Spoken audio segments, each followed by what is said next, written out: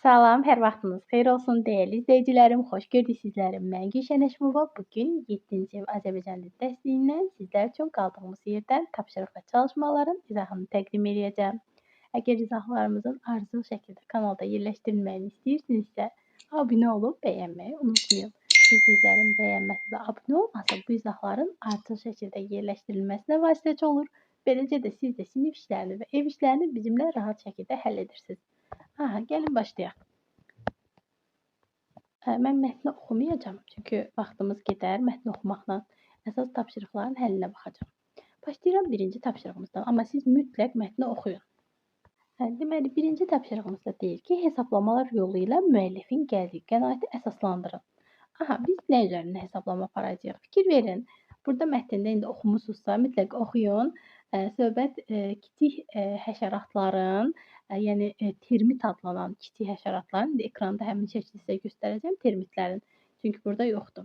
Bir dəqiqə, Baxın, deməli, termitlər bax bunlardır. Fikir verirsiniz, onların hətta gözləri belə yoxdur. Qəribə bir həşəratdır. Həmin bax bu termitlərin biz Xeops piramidası ilə insanın hündürlüyünün müqayisəsini edəcəyik. Və bununla da yanaşı termitlərin inşa elədiyi qüllə ilə onların öz hündürlüklərinin müqayisəsini aparacağıq.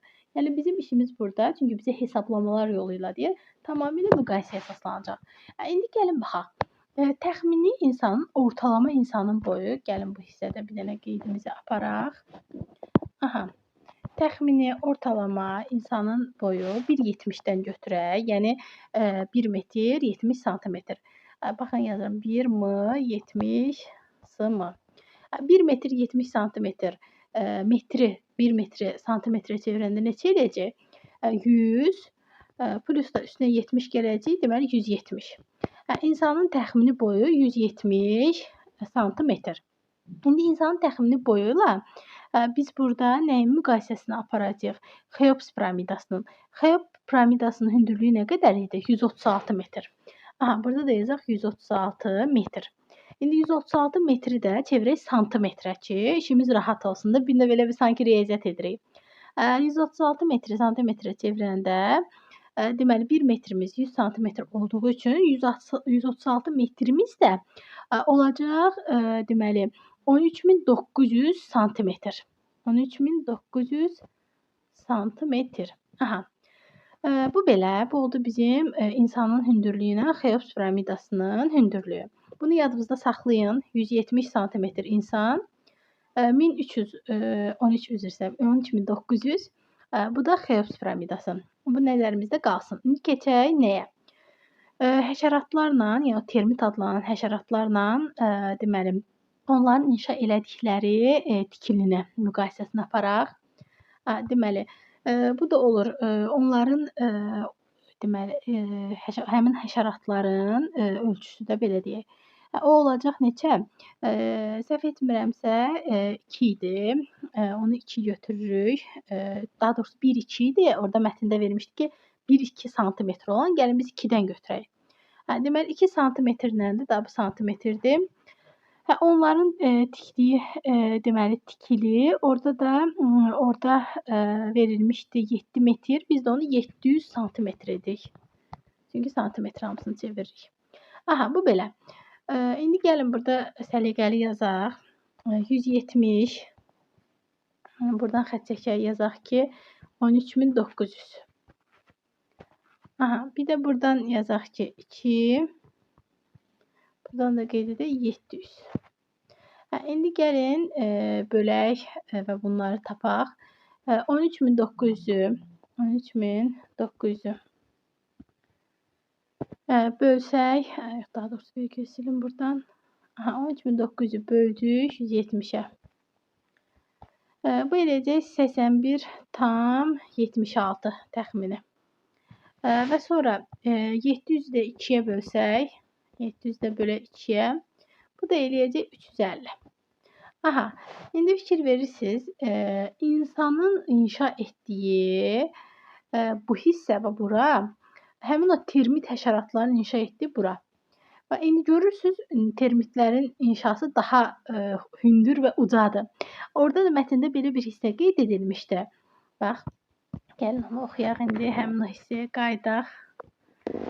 Deməli, burada deyir ki, əgər bu kiçik canlıların boyu insanların boyu qədər olsaydı, onların tikilləri yuvaların hündürlüyü Xeops piramidasının hündürlüyündən dəfələrlə çox olardı. Görürsüz? Ona görə deməli, bu hissədə həmin o dediyimizi hesablamamıza bizə deyir hesablayın. Biz də hesabladıq, hesablama nəticəsini tapdıq. İndi keçirəm ikinciyə. İkinci tapşırıqda da bizə deyir ki, sizcə termitlər nə üçün ilk növbədə ata və ana termitin olduğu otağın, daha doğrusu girişini bağlayırlar?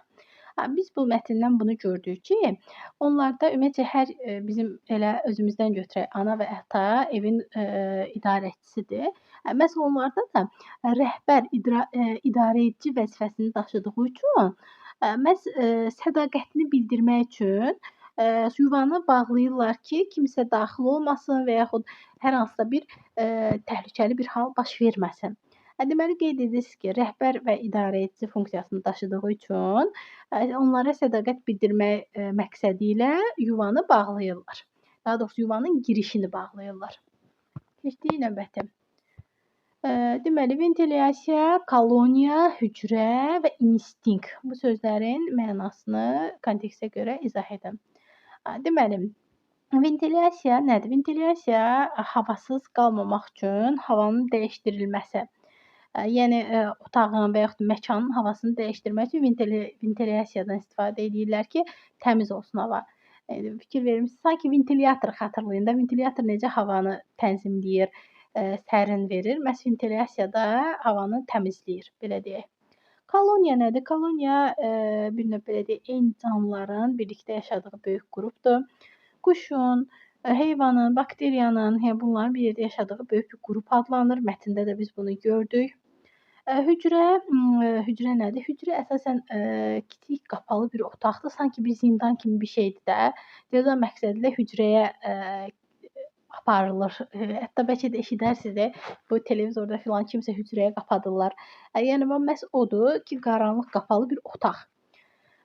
Sonra instinkt də təbii ki, Allahdan verilən, yəni təbii olaraq gələn bir belə deyək ki, hissdir. 6-cı hiss kimi bir şey ki, yəni onun həmin instinkti olan insanın bir növ belə deyim ki, düşüncələri hər şeyi tez hiss edir, tez başa düşür. Yəni bu mənanı verir. Bu da belə. Sonra burada nə deyir? Aşağıdakı şəkli şərh etməklə termit yuvası haqqında esse yazın. Bu tapşırıqda da esse yazacaqsınız. Əslində bu esseni siz yazmalıydınız. Amma mən sizin üçün bu esseni yazmışam.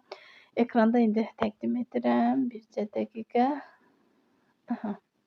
Deməli, ekranı yavaşladın, saxlayın, esse ilə tanış olun. Esse adı olsun termit yuvası. Deməli, təbiətin mükəmməl memarlıq möcüzəsidir. İndi nə yazırıq? Başladıq. Termit yuvası təbiətin ən mürəkkəb və heyrətamiz tikililərindən biridir. İlk baxışda sadə bir torpaq təpəni xatırlatsa da, əslində içərisi xüsusi funksiyalara malik olan otaqlardan, ventilyasiya və kanallarından, nizamlı həyat sistemindən ibarət olan tam bir şəhərcikdir.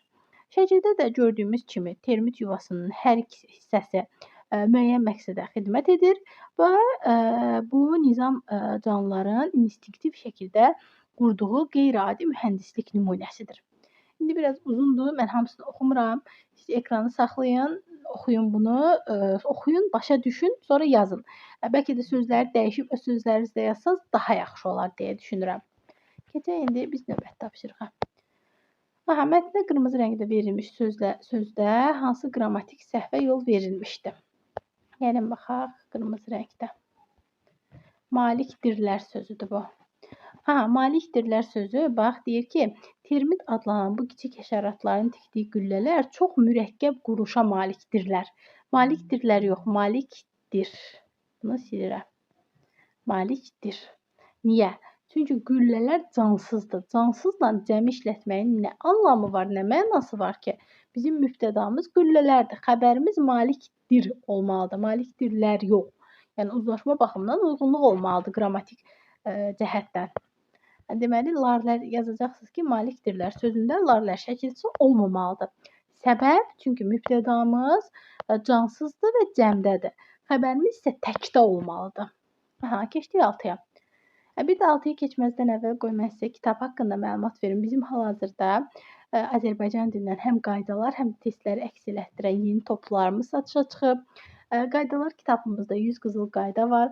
Bununla bərabər 100 qızıl qayda ilə bərabər kitabın içərisində sizlər üçün qaydalar ən sadə formada yazılıb. İstər sinif şagirdləri, istər hər kəs bu kitabı rahatlıqla əldə edə bilər və Azərbaycan dilini mükəmməl formada öyrənə bilər. Test kitabında da öyrəndiklərimizi möhkəmləndirmək məqsədi ilə testlər, mövzu sınaqları və ümumi sınaqlar var. Əlaqə nömrəsi aşağıda yazılıb. Bu nömrə vasitəsilə 055 280 59 24 kitabı əldə edə bilərsiniz. Keçirəm 6-ya. Mətndə göy rəngli verilmiş sözlərin sualını müəyyən edin. Onların aid olduğu nitq hissəsini tapın. Bu sözlər hansı nitq hissəsi hesab edirsiniz? Fikrinizi əsaslandırmaq üçün arqument göstərin. Göy rəng hanı? Tikilmişdir sözüm. Tikilmişdir. Deməli, deyir ki, qədim Misirdə tikilmiş Xeops piramidası. Hansı piramida? Tikilmiş Xeops piramida. Tikilmiş. Bax, hansı sualına cavab verir? Deməli, bu feili sifətdir. Yazırsınız ki, tikilmiş bərabərdir. Feili sifət, mötərizədə feil, sualı hansı? Sonra görək, başqa varmı? Uçan sözü var burada. Uçan hissə, hansı hissə? Yenə hansı sualı? Yazırsınız ki, uçan, daha doğrusu uçan, xətt çəkirsiniz, yazırsınız feili sifət, mötərizədə feil, sualı hansı? Sonra uzatdıqları sözü, demək, uzatdıqları otaqları, hansı otaqları? Yenə də feili sifət, yazırsınız feili sifət, mötərizədə feil, qarşısında da qeyd edirsiniz ki, deməli, hansı sualı? Sualını da yazırsınız. Bu da belə. Sonuncu tapşırığımız idi.